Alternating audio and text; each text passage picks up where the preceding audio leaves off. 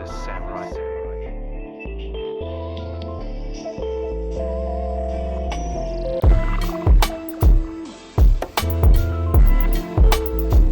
Look at my eyes.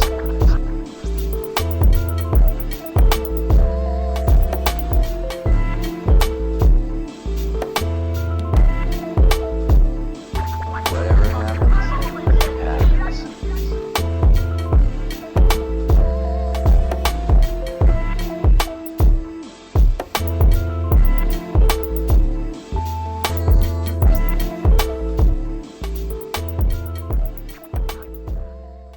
Vino Show. I'm Clueless Vino, where wine is what we drink, not what we do, except for today where we're drinking beer. But either way, please remember to drink responsibly. I am with my guy, one of my best friends, from a whole other state, but it never feels like that way. I'm with Troy Barnies, man. How you doing, brother? What's up, dude? It's been a while since we've had this. Yeah, it's definitely been a while, but you're Yeah, we're busy in two different ways. You're busy right, out here crushing it in the basketball sense, and I'm just family man, bro. right. Uh, Worlds are a little different now, huh? yeah, but that's okay. That's okay. First of all, how you been, man? Good. My summer's been pretty fast, not gonna lie. I split my summer in half this year. I spent half of it with my wife in Norway. She's Norwegian, so she lives in Norway. And the second half, I was obviously here in Maine, in America, and trying to gear up training for the next season, going to Sweden this year. So I'm sure we'll talk about that. Absolutely, man. Absolutely. Mm, For the people who don't know, kind of introduce yourself and like what you do, man. Yeah, so my name's Troy Barnies. I play professional basketball as of right now. I'm current player. I'm going on my 14th year overseas this year. And quick background, I'm from Maine. I was Mr. Basketball and Gatorade Player of the Year my senior year in high school.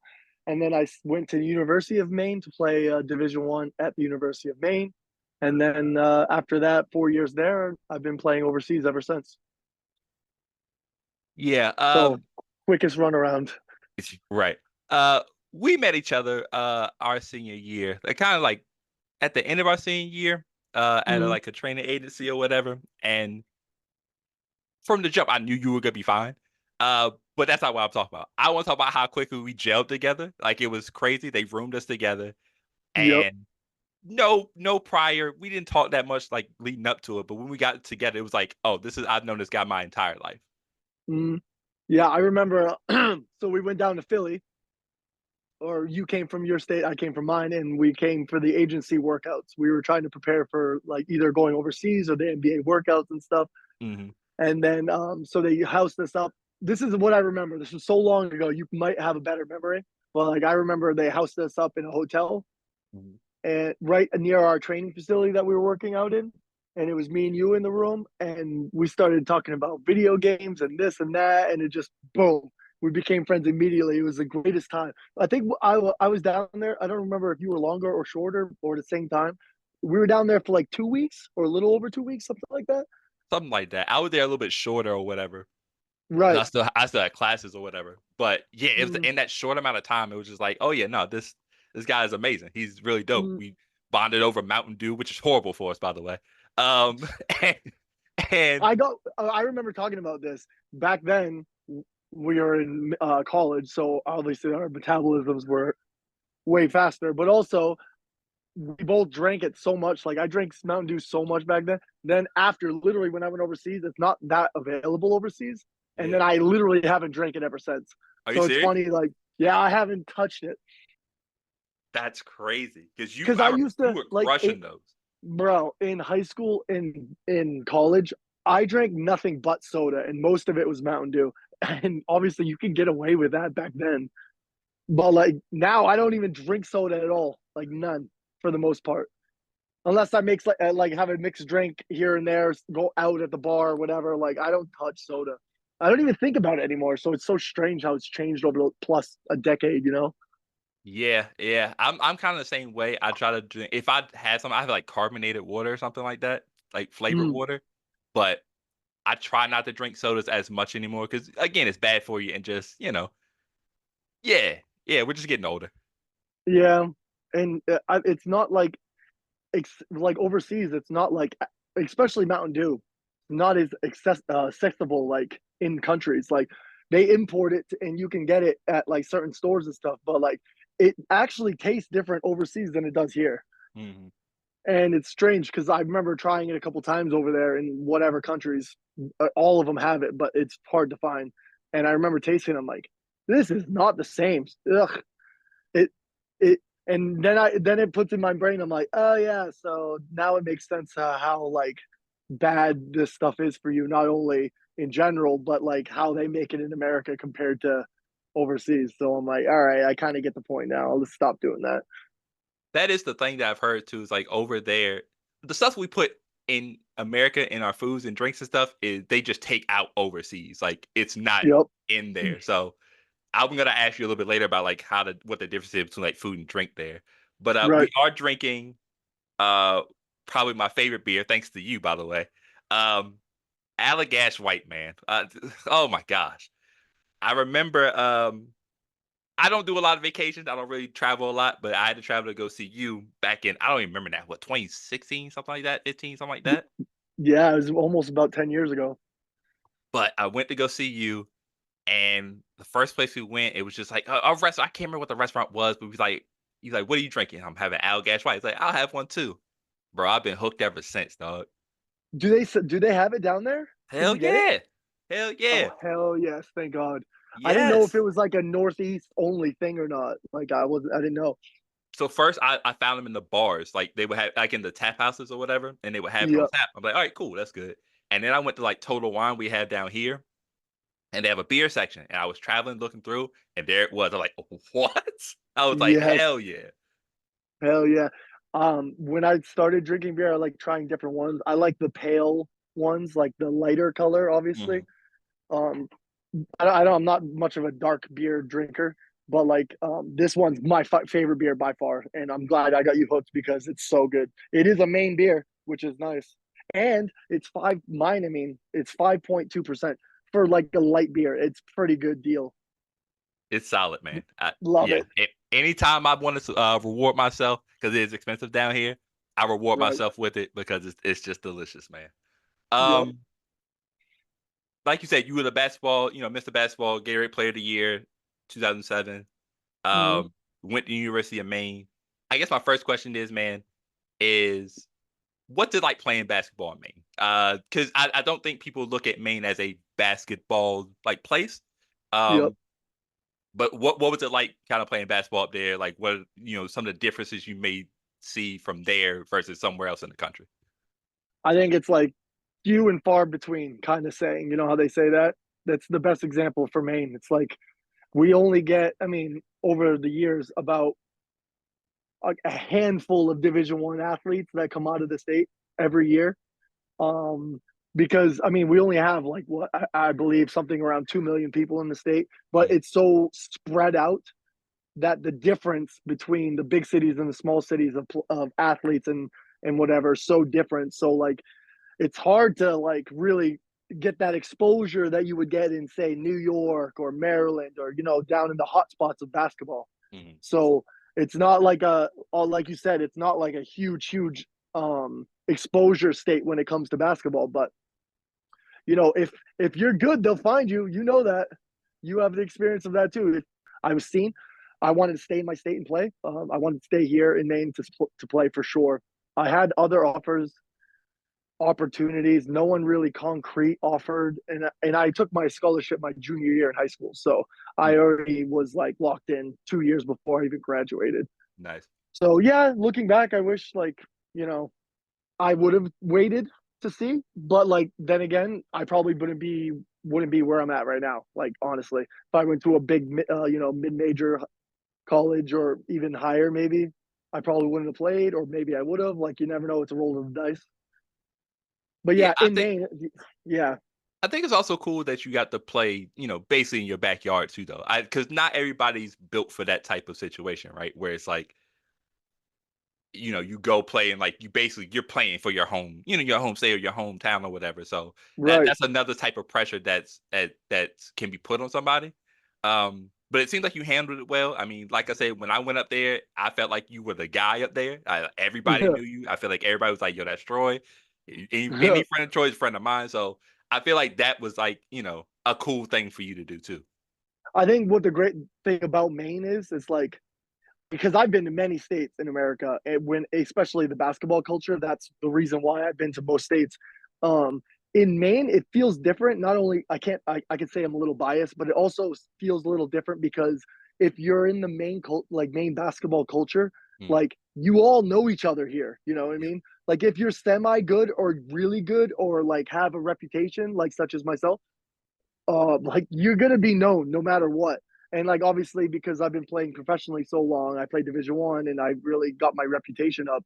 Like everybody knows me, mhm. so it's pretty easy in Maine to know like people to know each other, especially with basketball. And then when you came up, I mean, how tall are you? 6'10"? Yeah, Yeah, you're 6'10".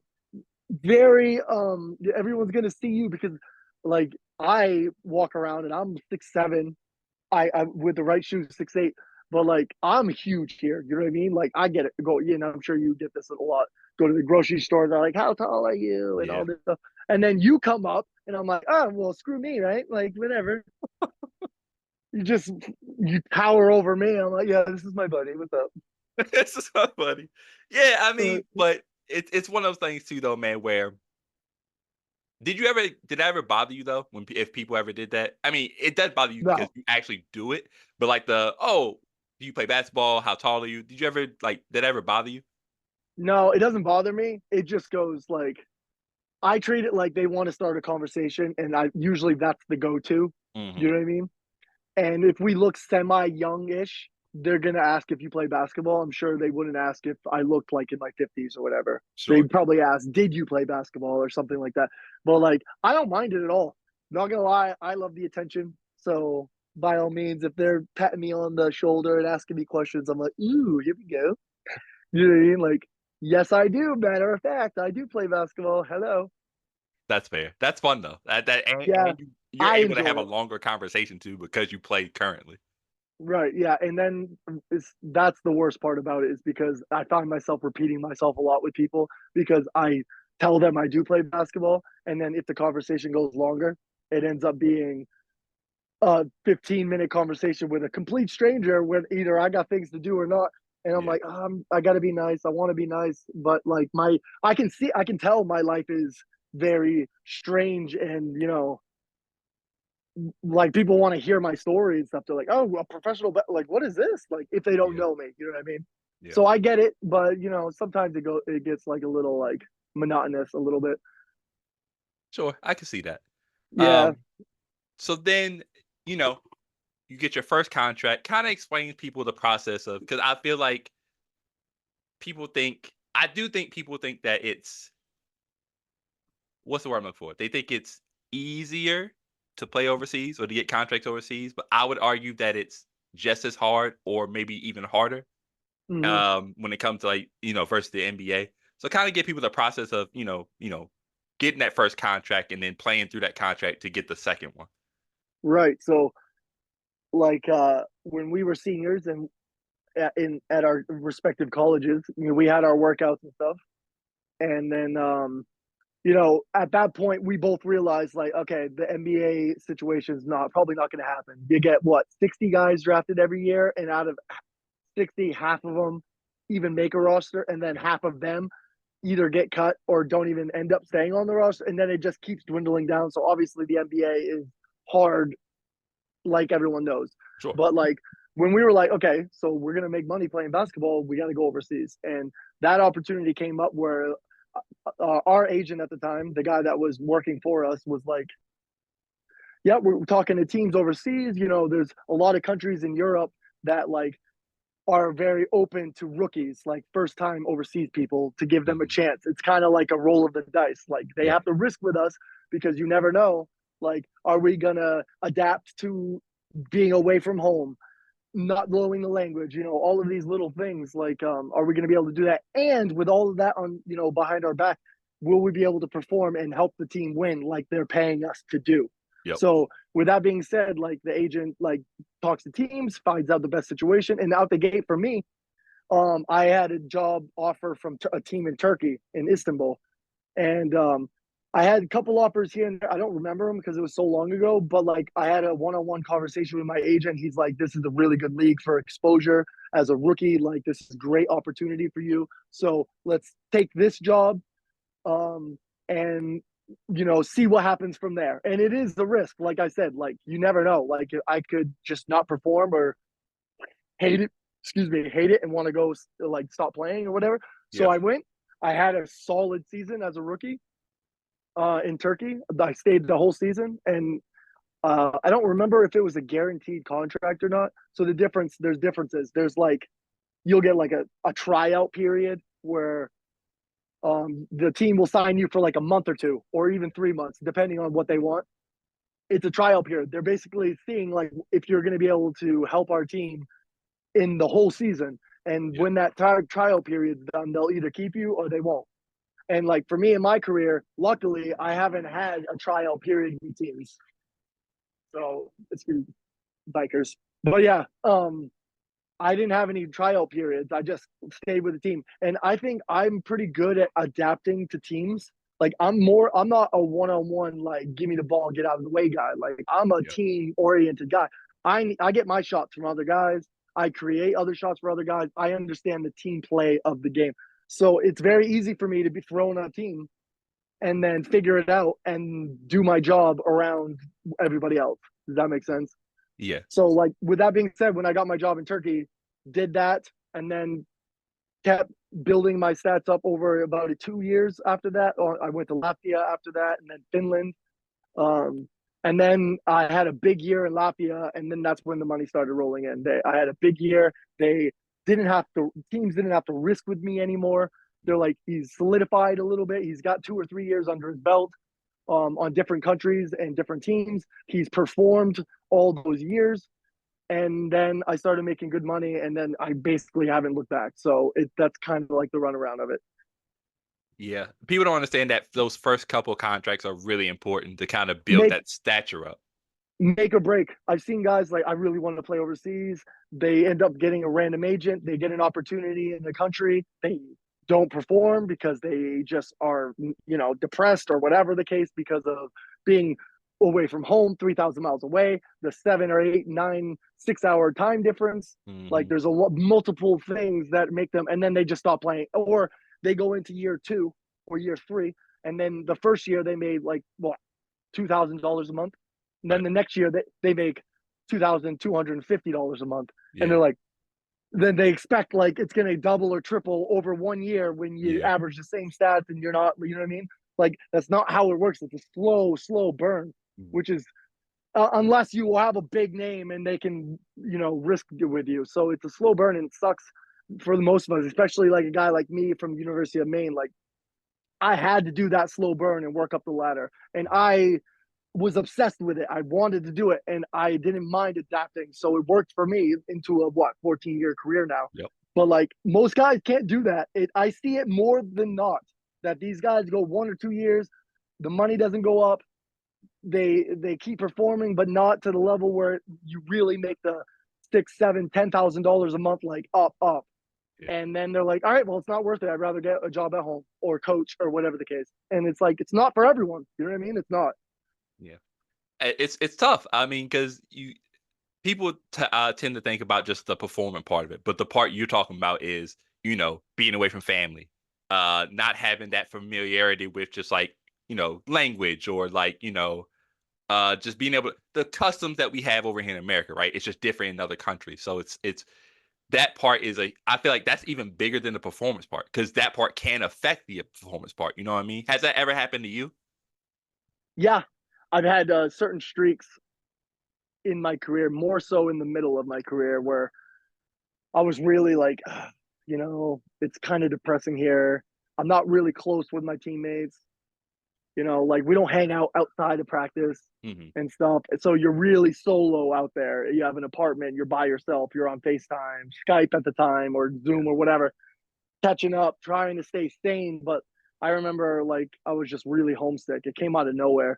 Things were going on back home or whatever the case. And it's just like, and then you gotta like once you go to practice, like a morning practice or a game, especially, you got to delete that memories out of your head.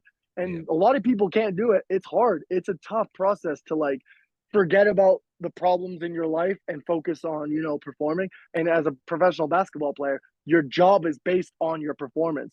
And our performance is also restricted by how we feel off the court too. Mm. So like if there's things going on in your life, it can make you not perform like you want to. So I've had a couple moments there, but for the most part, like I've done a pretty good job overseas on all the countries that I've been in, where I just kind of space everything out, get it done, and then deal with it after. I can separate those. Yeah. Yeah. And I think that is important, especially, you're like I said, we're going on this season, year 14, right? So you've been able to adapt year after year and like I say, get better and better. And you made a good point too that I've watched you play a few games or whatever. Every time you play, you can tell that you're just, and I mean, you know what I mean when I say this, but you're very plug and play, right? So Yeah. I can take you and put you on a team and I don't have to worry about you finding your spot in your role, right? You know what I'm saying? Mm-hmm. You spot up on the what's called. You can drive, you can kick, you can make plays, you play defense. So watching you grow as a player has been kind of fun too. Because like I think people think you have to be this one on one like break you down type of guy, but I feel like you make more money with a defined role, and I feel like you found that niche like really quickly as and when you got into your career. Yeah, 100%. Also, you know what helps? Try to make friends with your teammates. Like genuinely try to be friends with them. And you're not going to get along. There's a lot of different personalities. The egos get in the way all the time. But if you find a team where you're bros with everyone, or for the most part, a lot of the guys on the team, Yeah. if you really find that niche with everybody, like that carries over on into your like reputation going on to other teams. They'll be like me, big locker room guy. We say locker room guy, where it's like you'll never have a problem with him in the locker room. He's a bro. He hangs out with teammates after. Like he doesn't Mm, just treat it like a job. He doesn't treat it like it's all about him, like all about me. yeah. I understand that it's a team game. I understand that yes, I'm with these guys every single day for hours and hours for 9 to 10 months a year. Mm, Like you gotta try to be friends with these people. You know what I mean? Because a lot of Americans have the big problem where they go in, they're like, I'm gonna do me and I'm gonna get out. And they don't make friendships. They don't, try to build something with the team. And what right. happens is your reputation gets seen as that, and Yeah. then you don't make more money because of it. So it's a combination of a bunch of different stuff like that. Yeah. Again, the word is adapt, man. It's just a lot of adapting and trying to, I some people would say that some Americans when they go over there are very selfish. Like you said, they're about me. I got to get mine so I can get mine later, right? But if you just sacrifice that from the jump, you will eventually get what you're looking for.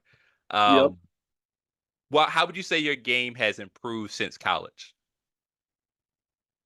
In college, I didn't shoot threes, which is crazy to think because that's what I get paid to do now. Bro, I've noticed that. Like I've gone back and done like looked at some of like your like highlights and just like some of your like numbers, and I'm like, yo, you didn't shoot at all. And like I feel Nope. like you are a shooter now. Yep. So I remember when we were working out in Philly, Mike Burden is his name. He helped us with a lot of the workouts. I remember he was like, you're gonna make money shooting threes, and I could shoot threes in college, but Yeah. my coach didn't let me, and I didn't need to.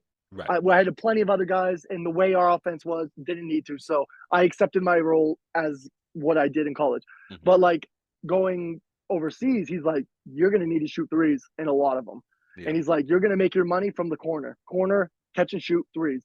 So Yep. I worked on that constantly, bang, bang, and then obviously I worked out to the wings and top of the key, one dribble, step at whatever, and like kind of embrace that role of working from the outside in instead of Mm. what I used to in college, which was inside out. Yep. So like I understood that my game was gonna, have to change to make money doing it.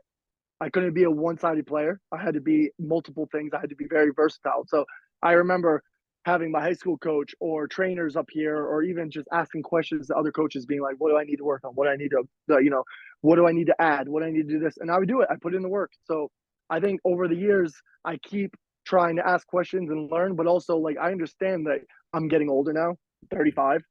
So I'm oldest guy on every team I'm on pretty much from now on for the most part.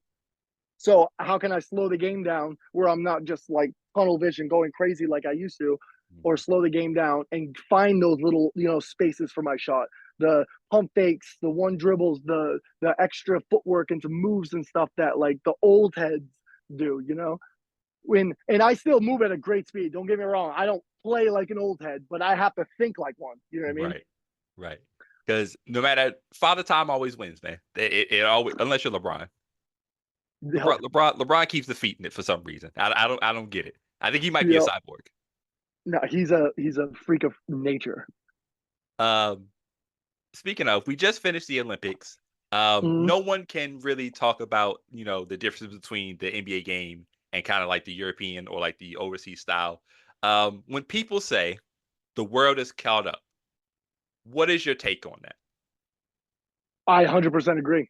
Okay. But also, it's tough for me to say because I play that style, the FIBA European style of play. There's a lot of little rules that change the game completely. Like Hmm. for real. Number one is that defensive 3-second rule would completely change how the NBA plays if they added that. Absolutely. You know, that opens up the court completely in the NBA at least. But also, with that being said, the NBA court is bigger. Hmm. So with that open space and a bigger court, it allows for that one-on-one ISOs and all that crazy spacing into plays and stuff, which gets the high-scoring games. In Europe, you don't see that Hmm. because it's more team play. It has to be team play. There isn't a defensive 3-second rule, so big guys can stand in the paint. If you attack, you got a 6'11", 6'10", 7-footer waiting there. The trees are there. So like it kind of takes away all those easy points that you see in the NBA. And I saw that in the Olympics, which was great because I see European basketball all the time, Yeah. all the time. But I know 90% of Americans don't see that kind of play. Right. So seeing LeBron average 14, 15 points a game instead of 30, and I'm like, yes, like the way it's supposed to be played. Yeah. And I'm seeing these Americans tweet and talk about like, this is the way the basketball should be played and blah blah blah. But then they're also like, I don't like this, like it's too slow and or whatever the case. And I'm like, the way it's supposed to be, man. And I see having these Americans see the difference now, especially with the Olympics, is phenomenal for me. Yeah, I feel like we had this exact same conversation every 4 years. It's like the Mm-hmm. 3 years in between. It's like, oh, NBA, NBA, NBA, and then Olympics come. It's like, why isn't so and so doing this? It's like, bro, because it's just different. Nope, Yep. like it's more physical. Like the refs are just like, hey, yo, dog, you got to play through that. Like it's a bunch of different things that people don't understand if you don't watch like overseas basketball. 100%. Also, like there's like a traveling rule. Hard to explain if the listeners don't know, but like in the NBA, we call it an open step. You can get the ball, have your pivot foot, and you can just rip without even putting your foot on the ground and beat guys off one dribble Hmm. easily. In the NBA, you're allowed to do that. In America, actually, the rule applies to Americans, Yeah, college, high school, everything. But in Europe, we can't do that. You have to put the ball down before you take a step or you have to cross step. It's hard to explain, but like anyway, it slows down the first step of a yeah, lot of players, especially like quicker guards. So like that slows it down. And as long as you're not in attacking position, you can kind of get away with it. But anyway, there's little rules like that that really make it fair for everyone to yeah, play at the same level. yeah. That's. But I think the other thing too, though, is because it kind of slows down that first step. Again, it then focuses on the team play. Because if you watch any, the thing that was pissing me off about the USA team, right, is they would come down sometimes, and I didn't know what they wanted to run offensively. Mm, And that could be just because there's a bunch of guys on there was like everybody's used to getting theirs or whatever, and that's fine. That's just that's the way we play over here. But like with the Olympics and the other teams, you see them running their stuff, right? And you see they're cutting this and that. It's like everything had a purpose or whatever. So I think that's the other big difference is that no matter who's on the team, the offense will get run. Like it's always a team thing. Like we don't care who scores, we just got to run our stuff. yep. Yep, for sure. That's exactly how it is in Europe for the most part. But like you saw a difference. Why the USA? Why the NBA is the best in the league? You Yeah. saw the Serbian game where they needed a bucket. and you see Carmelo on the side being like clearing everyone out, like Yeah. give it to him. And Katie up top got the ball, played 1-on-1, took a nice step back. Dude, 6'10, 6'11, long arms, step backs, fadeaway shot. You can't guard that. Yeah. The defender played the best defense, but you can't block that. You can't guard that, and that's Yeah. the difference. You got guys in the league that can do that when needed, Yeah. compared to in Europe where that happens every once in a while. You know what I mean? Yeah. Yeah. Yeah. But you got to respect both styles of play, and I think that's what. If you Yeah, like basketball, you can appreciate both styles without having this like clash of like one's better than the other. You know what I mean? yeah. I hope down the road I'll probably be way retired. I don't know how long this will take, but I hope down the road that both leagues, like European, like Euro League or Euro Cup or these big level leagues in Europe, and then the NBA. I hope they like kind of adapt or like talk of styles of play and like rules where they're get closer to the same, Hmm. because they're, I mean, the average basketball player, basketball, watcher, they won't really see a difference. They just see guys coming down, dribbling, running plays, and hitting shots and dunks and all that. But like us basketball players, us big basketball fans, know the difference. And I want to see it eventually become a closer style. So who knows? We'll see what happens. Yeah. With I don't know, with Adam Silver, man, he's trying to have 200 point games. He's really trying. So I don't know if that ever is going to happen while he's in there. Yeah, I mean, God, it's so like I can't even watch the NBA. It's I understand nasty, how bro. talented these guys are and how crazy some of this stuff is, but like, man, you see these guys jogging down the court. I mean, don't get me wrong. I understand. 82 games is insane. Hmm. 48 minute a game per Yeah. game. We play 40 minutes a game in Europe.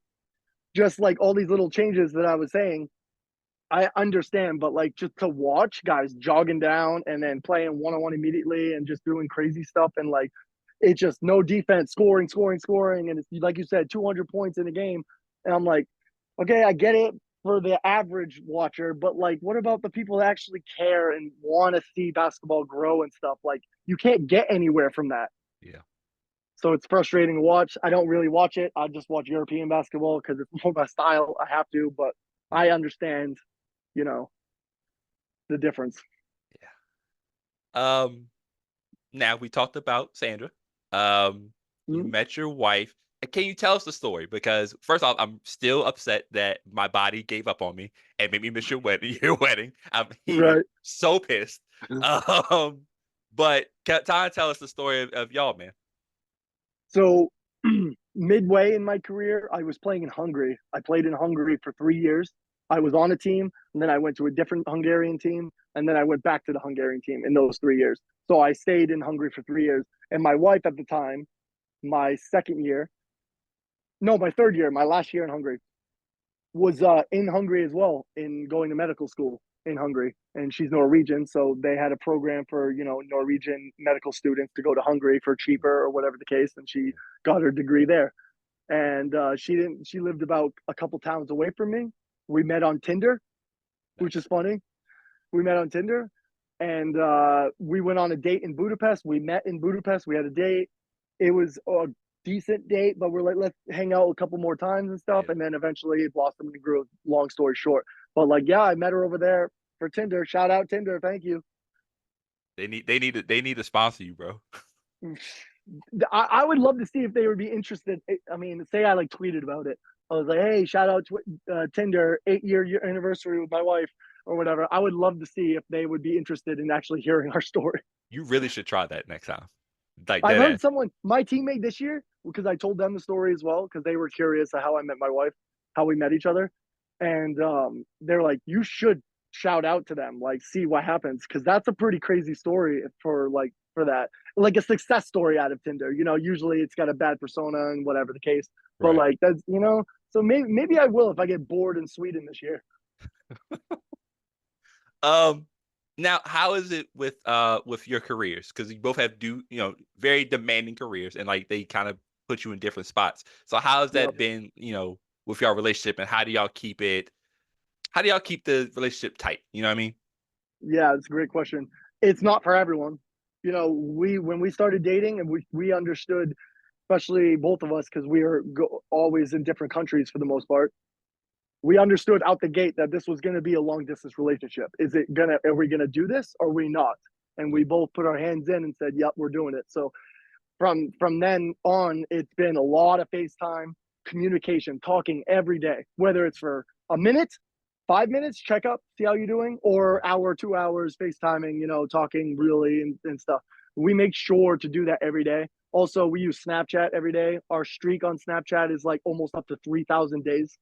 Woo! Our whole relationship, Yeah. which is crazy. So you can get a little gist out of that where it's like we're communicating every day, whether it's me just sending a picture of me waking up or whatever to keep the streak going, or showing interesting things in my life and her doing the same. Like we do all of that, obviously, and communicate, and then we'll find time where we can get together, and we understand, we know the end game. When I'm done playing, when she's settled in her career and stuff, we'll get together and we'll have a stable life. We know that. But in the meantime, she understands that I can't play forever and I want to do this. So she's, taking a step back and let me do that. Obviously, she can't be with me all the time because of her career as a doctor. Mhm. So we understand, like, we're really good at communicating, understanding our feelings with not only our careers, but us as a couple individually. So it's kind of worked out for the most part. Like, I mean, we argue like any normal couple. We have great times. Summer times are our time to really catch up and be together with each other. Yeah. And then we'll see each other a couple times throughout the years. She'll come visit wherever I am for a couple weeks. I can't really leave during my seasons very much, so I kind of rely on her doing that Mhm. during her vacation time. But like anytime we have available, we make that work, and that's what we have to do. So it's been great, and we're going on, what is it, 8 years now almost. So things have been good. Yeah, a success story, like we said, man. That is still one of my goals. I have to meet her, like in Mm-hmm. person. It has to happen. So we gotta. I'm gonna try to plan for next year. I feel like I should have nothing next year during the summer. Yeah, yeah, that'd Yeah, be great if you can get back up. yeah, I I haven't made it down to you yet, but it's because I get pulled from every single angle when I get home. yeah, I'm running I know. all this basketball stuff and everything, and then the only time I actually got out of Maine was because my wife was here for a couple weeks this year, and we went to New York and Boston and all this stuff. So I had to do that our makeup time, our time to Mhm. really like spend the whole summer together. Get that time we needed in a relationship. But like I need to get down there too. Like I feel bad I haven't. You've been up, but I haven't been down. So don't feel bad about the wedding because I haven't even been down there yet. We're gonna make it work, man. You know how we do. I Oh did yeah, see that you got to see Metallica twice. I knew you were excited. As soon as I saw, I was like, "Oh, this man is having the best day." Then I saw that you went again. I was like, "Oh, this man is wild."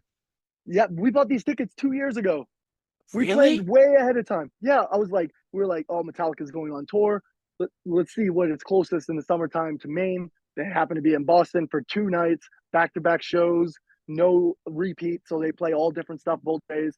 So we're like, am I going to be home? Am I going to have to go back overseas around this time? No, for the most part, 90% of the time, I don't have to leave yet. So let's buy these tickets. Me, my brother, my wife, and friends bought tickets way ahead of time, Yeah, and it worked out the way we wanted to, and I got to see them twice in one weekend. So it was the sickest weekend ever. It was awesome.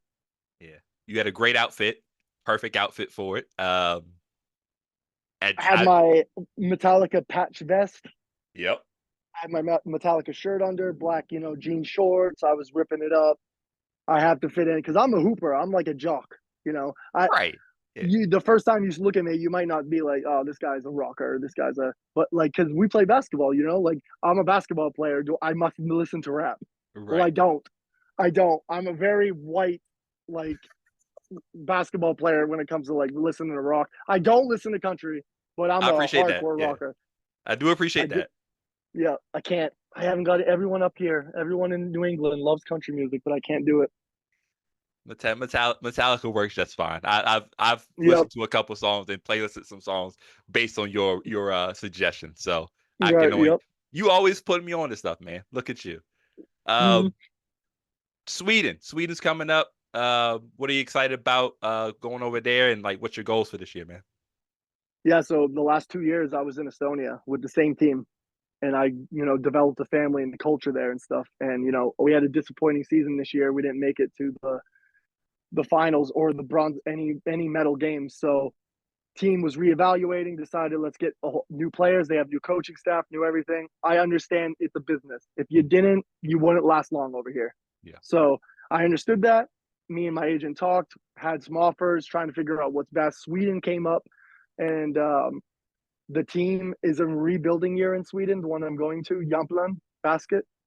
It's in Östersund, Sweden, like central Sweden. And I was like, I knew the coaches that are going to be there. They're two Latvian coaches. One assistant coach that I actually played with my second year overseas. He retired and became a coach, and now he's my assistant coach. So I was Nice. like, okay, that's a great start. I know a couple guys that are have played there before, so I heard from them. All things kind of came together. I was like, yep, let's do that. Plus, I'm not that far from my wife.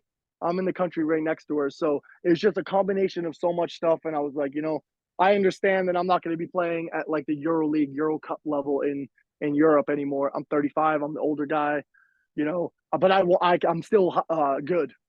I got to flex a little bit. I'm still good at what I do, and Yeah. I can play at high levels still. So this top league in Sweden, they offered, and I took a couple days to think about it, talk to my wife, talk to my agent, figure things out, and then I was like, "Yeah, that's no brainer. I'm going." So that's kind of how it worked out. Sweden, have never played. I played against teams in Sweden, but I've never lived and played there. So this is a new experience for me. Yeah. I like the challenge. I've been in so many countries, like all over Europe, and I've been in mostly, I'd say 75% of it has been in Eastern Europe, and now I'm going to the Nordics. So it's going to be a cool experience with that. So Yeah. it's a lot of different stuff I'm pumped for. Yeah. Yeah. Any personal goal for you? Yeah, I want to try to get a medal with this team. Okay. A lot of teams in Sweden, a lot of people in Sweden don't think like we're the middle of the pack ish. But I look at our roster right now, the ambitiousness of our coaches that I've spoke to. Obviously, the way I am, I like, I set my expectations pretty high with these teams, regardless of what happens. Mm. So, like, I'd like to get a medal this year, regardless of what it is with the team. Also, that helps for future jobs as well. And like stats wise, like for a goal, to do my job. I don't want to say average, 15, 16, 20 points a game Yeah. or eight, I don't want to set a goal. I just want whatever they need, I'll do. If they need me to be the scorer, I'll try to be the guy. If they don't and they need me to be the role player, I'll do that. And I'll learn that in the next week or two when Mm. I get over there tomorrow. But yeah, I don't, other than that, I really want to exceed the expectations of what the country has for our team this year. Okay. I'm excited as always, man. Make sure you continue to post the game info on when you can so I can catch those. Yeah, I hope the live game. So from the East Coast in America, it's only 6 hour difference, which is Yeah. not bad compared to the 8-9 hour difference I've been in with Russia and stuff. So um, time difference isn't that bad. Hopefully the league like allows for subscription based or even live free games. Mm. So each country has their own little thing they do.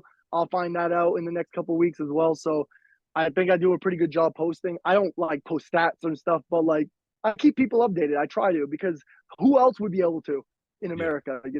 No one knows. They'll just heard I go to Sweden. They could Google me and see what my stats are, but that's about it. So Yeah. I think I have to take responsibility a little bit when it comes to my own career, when it comes to sharing and stuff. Yeah. So I do it. I don't mind. Yeah. Yeah. I would like to get the guests out on some rapid fire questions, man. Just something to get them thinking off the top of their head and, just answer how you see fit, man. Sure. What is a food that you would like people to try more? So it could be a food that maybe people think is like nasty or they question. What's a food that you think people should try more? Well, I mean, I think you might know my answer on this one. Uh-huh. It's Say it. it's lobster. Oh my God, yes. It's lobster. Obviously, it's more accessible for me in like Right. the New England, Maine area where that's our most popular food. Hmm. And I understand it might be a little different down more south to get it, or more expensive, whatever the case might be.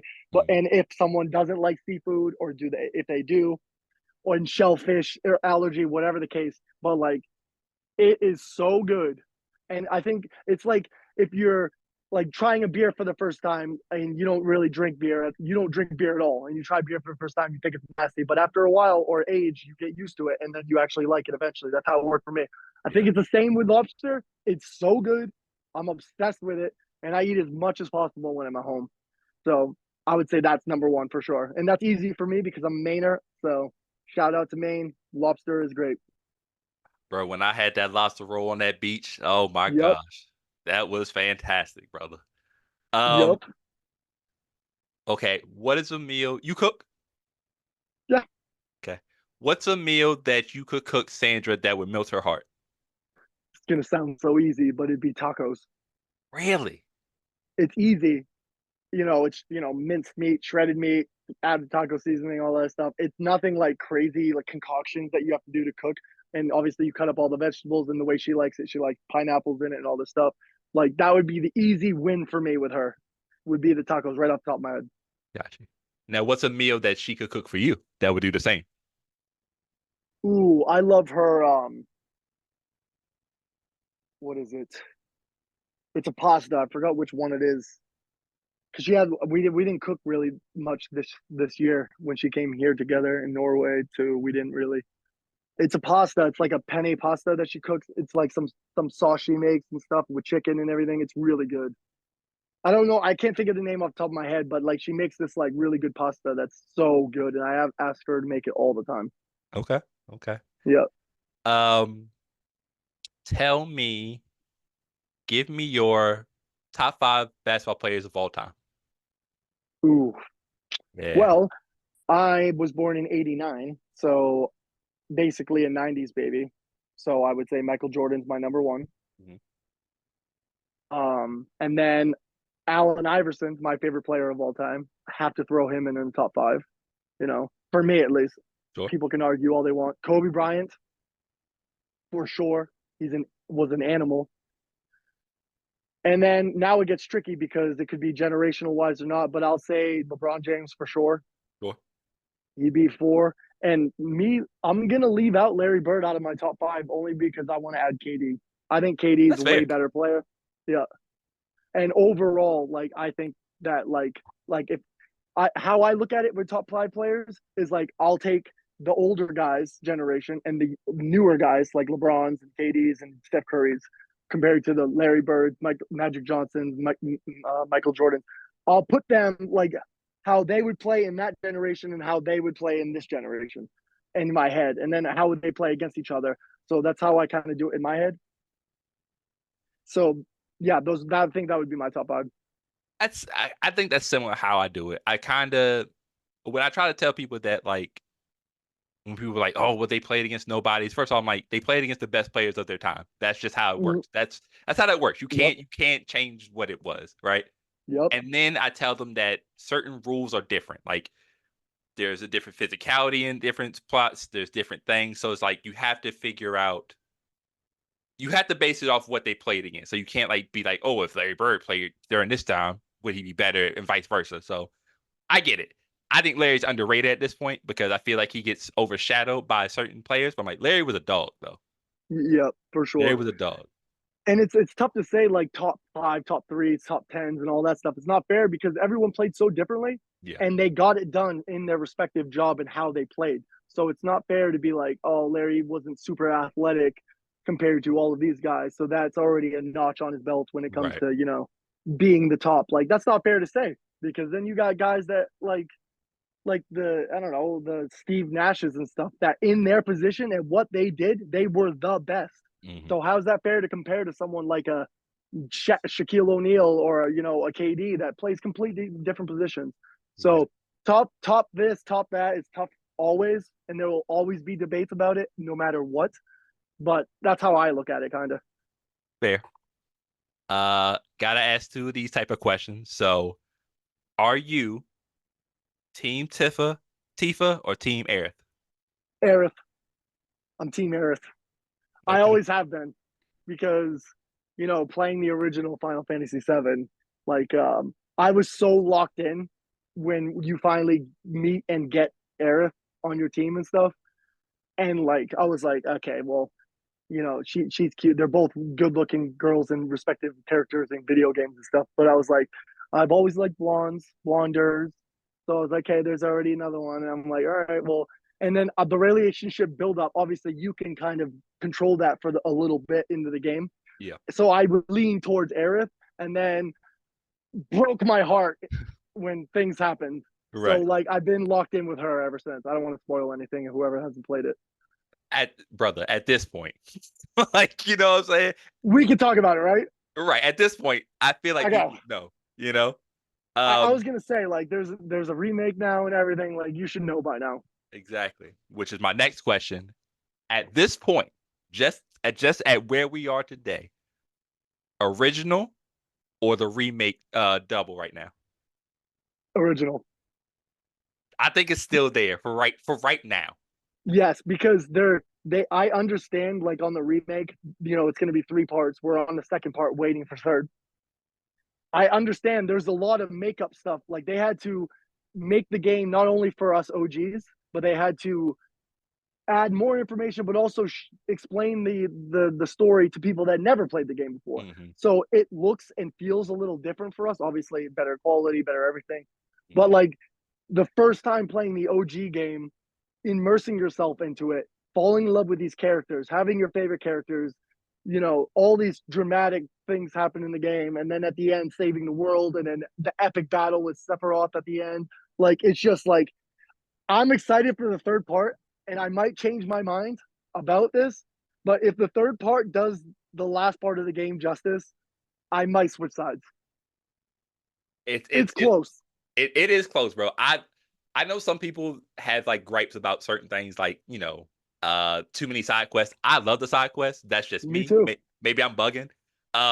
Except for that last one where you have to play the games at the saucer. I'm not doing that shit. That's crazy.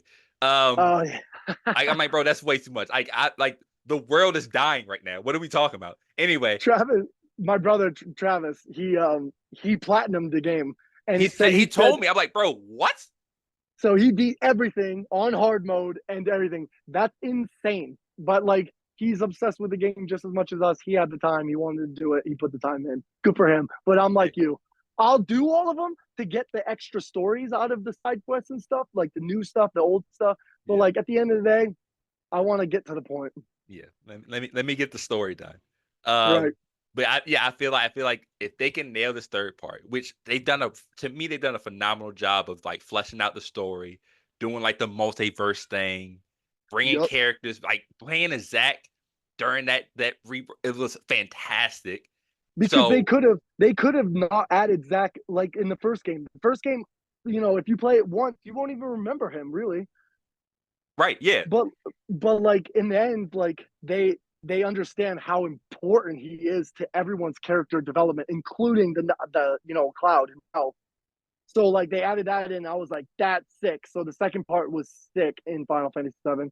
But like I'm interested to see like how they're gonna add the weapons yeah, in the third one. How are they gonna get when Cloud goes into the Maku pool or whatever and yep, gets like crippled and stuff for a while? I want to see like how long do you go without playing as him? yeah. Like what's the deal with all of these things? Are you gonna play as Sid like you did before in Tifa? Like I want to see if they do that or do something completely different. I hope it's closer to the OG than like the new stuff they've been trying to add. But I'm pumped for it.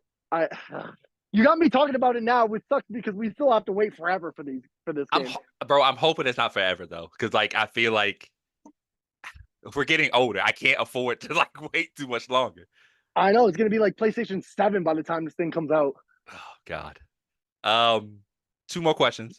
First one is basketball related. Have you thought about what you want to do when you finally hang them up? Yeah, so I've talked a lot about people ask me that all the time, obviously, especially in the last couple of years because I'm getting older and it's fair to say like I can't do this forever, which makes sense, but also like I don't know if I've always built my career outside of the playing to coach, and I know the game. My basketball IQ is high, and I know how like to spread knowledge to younger kids or college or anybody really. Mm, So like I always wanted to coach. That's still in the air. Like I could still look to do that, and I'm mm, interested. I always have been. But also being an agent might be a thing as well for me. Having a more flexible life doing yeah. that, scouting, still around basketball. So I haven't really nailed down exactly what I want to do. It will come when that time comes, I think. But like I looked towards that as well. It gives me like the ability to like be in multiple places. Like being a coach, it would be the same lifestyle I have now. You know what I mean? Yeah. That's true. We have It a would be we still have, same type of level of commitment. You know what I mean? yeah, we have a Yeah. friend, Hey, buddy. Alice. She loves me. Hey. I like to end on a deserted island question, man. So give me, you can have one movie, one TV show, one album, one meal, which is a protein, side, and dessert, and a drink. And then for your final thing, one video game for the entire time you're on the island. Okay, so let's start with the game. That's All right. Final Fantasy VII for sure. Very easy. Name each one of them off, and I'll answer. Well, I forgot One which ones they one were. movie. Movie. Man, I don't want to sound weird about this, but I'd say Deadpool Wolverine because I saw it 5 times already, and Really? it's so good and rewatchable. Yes, there could be other ones, that are older, but this one's fresh in my memory, and I'm obsessed with superheroes, and I Yeah. love Deadpool. So like, Yeah. I'd say that one that would get me through. TV Okay. show would be The Boys. Okay. I love The Boys. Okay. Again, it's Um, superhero yeah. oriented, so I love that. And it's a longer series too, so that's pretty good. Yep, right. One album. Metallica, obviously. It would probably be one of their older albums, like Kill 'Em All or something. Yeah. Yep. And then one meal. So give me a protein, a side, a dessert, and a drink. Uh, I, it'd be almost like my last meal if I was like being killed or whatever. It'd be for sure. I love steak, big steak. I'd have potatoes and like maybe some broccoli or like asparagus or whatever the case. Like I love that. That's such a solid meal for me, Yeah. and it would get the job done for me. So I don't have anything exotic. I wouldn't be like, oh, I want Burger King or I want a pizza or whatever. Like that's what I would want. Yeah. All right. Okay. Yep. Well, man, as always, man, I love catching up with you, brother. I love you, honestly. Um, Love you too, dude. and I'm proud of you. I think I always tell you that if I get a chance, and I'm excited for your 14th season in Sweden. I appreciate you hopping on with me today, man. If you want to get people where they can find you on your socials and what anything else, let the people know, man. Yeah, so it's pretty easy to find me on social media. I got all of them pretty much. Twitter, I'm pretty active on Twitter. I'm very active on Instagram with stories and posts and stuff, and Facebook as well. Just type in my name, Troy Barnies, and you'll find me. You'll be right on the top on all of them. So that's pretty much it. If you want to follow my career or see the funny stuff, I'm not boring on social media. I promise. That is a fact. He is hilarious. Um, be sure to follow us on the Clueless Vino podcast on Instagram. You can also follow me on Twitter and Instagram, my individual page, Stick Around 54, STIK around 54. Please always remember to drink responsibly and don't forget to drink up. Troy, I appreciate you, brother. Love you, bro. Thanks, man. Love you too. Thank you, dude. I got the juice, don't need no proof. 100 like the rum I drink that got me over you. And all your nonsense we all subject to. I found my lane and mind my business like I'm supposed to do. Let's have a toast for all the obstacles that gotta sit. I put my glass up in the air to stimulate the cheers. Not because we made it, but because we making it. I savor the moment, the bouquet forever evident. Yeah. In my realm, I watch the times go by. I got the world in my hands, but I can't tame the sky.